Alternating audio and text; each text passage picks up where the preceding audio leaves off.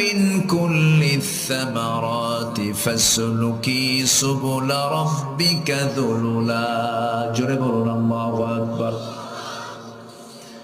Number 3 হলো বিজ্ঞানীরা নিখুঁতভাবে গবেষণা করে দেখেছে আসলে মধু বের হয় মৌমাছির পেট থেকে। মৌমাছির পেট থেকে মধুটা বের হয়ে থাকে। সে শুধু যে বিভিন্ন রসগুলো নিয়ে এসে এই রসগুলো নিয়ে এসে মৌচাকে রাখে না, মৌমাছি তার পেটের মধ্যে নেয়। কিসের মধ্যে নেয় বলেন? পেটের মধ্যে নেয়। পেট থেকে মৌমাছি বের হয়, মৌমাছির পেট থেকে মধু বের হয়ে যায়। জোরে বলেন সুবহানাল্লাহ।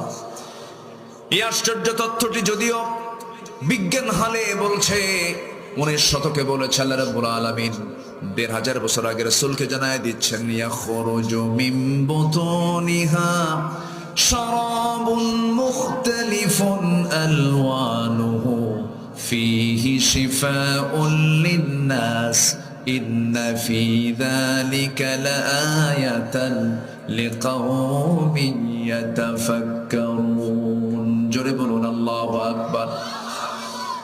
আল্লাহ রাব্বুল আলামিন 1500 বছর আগে জানিয়ে দিলেন তার পেট থেকে এমন পানীয় বের হয় যার রং ভিন্ন ভিন্ন, যাতে রয়েছে মানুষের জন্য সমস্ত রোগের ঔষধ। জোরে বলি সুবহানাল্লাহ, আরো জোরে বলি সুবহানাল্লাহ। আমার ভাইয়েরা, এই মৌমাছি যে মধু বানায়, 1 পাউন্ড মধু বানাতে 550 মৌমাছিকে প্রায় 20 লাখ ফুলে ভ্রমণ করতে হয়। 550 মৌমাছিকে 20 লাখ ফুলে ভ্রমণ করতে হয়। কত লাখ ফুলে? 20 লক্ষ ফুলে ভ্রমণ করতে হয়। যেখানে একটা কর্মী মৌমাছিকে 80,000 কিলোমিটার পথ অতিক্রম করতে হয়।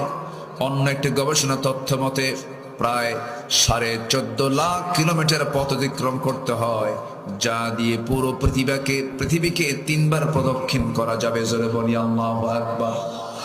কয় পাউন্ড বলেন বলেন বলেন?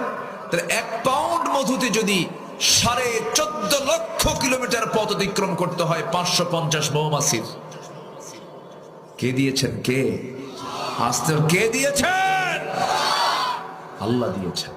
আবার মৌচাকের মধু যেন নষ্ট না হয়, মৌচাকের মধ্যে এর তাপমাত্রা থাকতে হবে হলো 35 ডিগ্রি সেলসিয়াস। কত?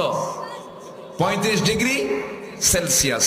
যদি এই তাপমাত্রা কমে যদি 30 ডিগ্রিতে আসে, তখন মৌমাছিগুলো সব একত্রিত হয়ে তাদের ডানাগুলো